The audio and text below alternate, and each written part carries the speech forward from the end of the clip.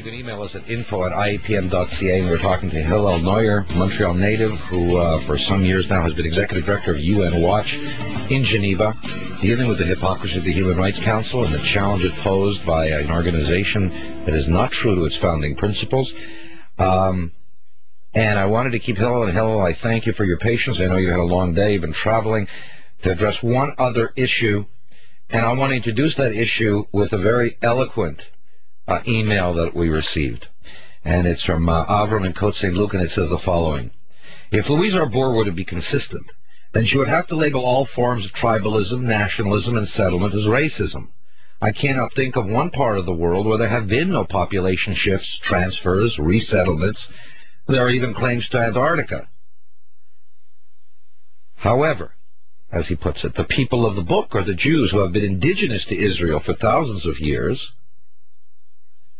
are one people who made no imperialist adventures and yet are constantly castigated. Does Arbour not live in the adopted, acquired, and recast land of North America? She should think twice before she casts the first stone. Now, on that issue of Israel, not only is his importance as the frontline free nation in the family of free nations facing a virulent and vicious fundamentalism, but as Erwin Kotler has said of the Jews in Israel, it is the only aboriginal people that lives in the same land, functions on the same organizing principles, and speaks to the same issues as it has done for 3 millennia. Given all that,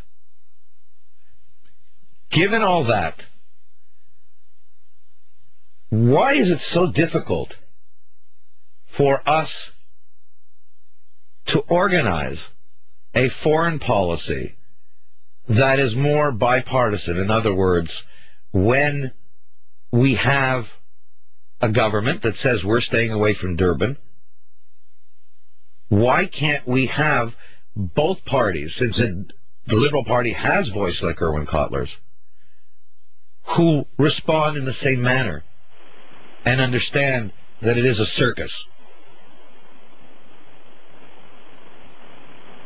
I understand we had some technical difficulties. Hillel, I'm here. Did you? I don't know how much of that statement you heard, but I missed I missed the question. Let me just reformulate it. I was reading out a letter from a listener, and he made the point about not only Israel as the frontline nation in the family of free nations, of course, but the Jews being indigenous to that area, and we've had imperial conquest of North America, and Louise Arbour should really be careful of who she chooses as enemies. My question, however, was in this email that we received, there were the echoes of what Erwin Kotler has so often said, that aside from the democracy of Israel, Israel is the one nation that has had an aboriginal people, as he puts it, that has spoken the same language, lived in the same territory, had the same organizing principles for 3 millennia. And yet, we in this country, though we have voices of conscience in the Liberal Party, such as Erwin Kotler's, when the government of Stephen Harper, that has been so bold in foreign policy, announces it's pulling out of Durban, we don't have an equivalent, commensurate, passionate response from the Liberal Party.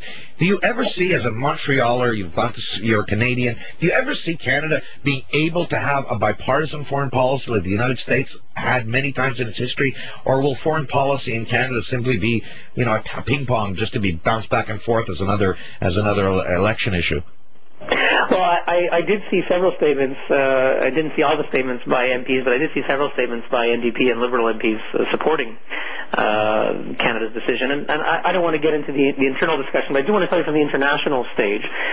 Here in Europe, and I've just come from Paris with meetings with senior officials, and I'm meeting here in Geneva with the human rights experts who will be dealing with the Durban Review Conference.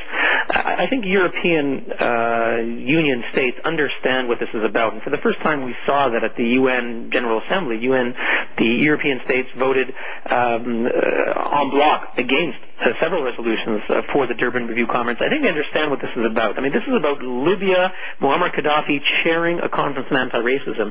This is Libya, which tortured for several years and almost murdered Bulgarian nurses and a Palestinian medic for the simple crime of being foreigners.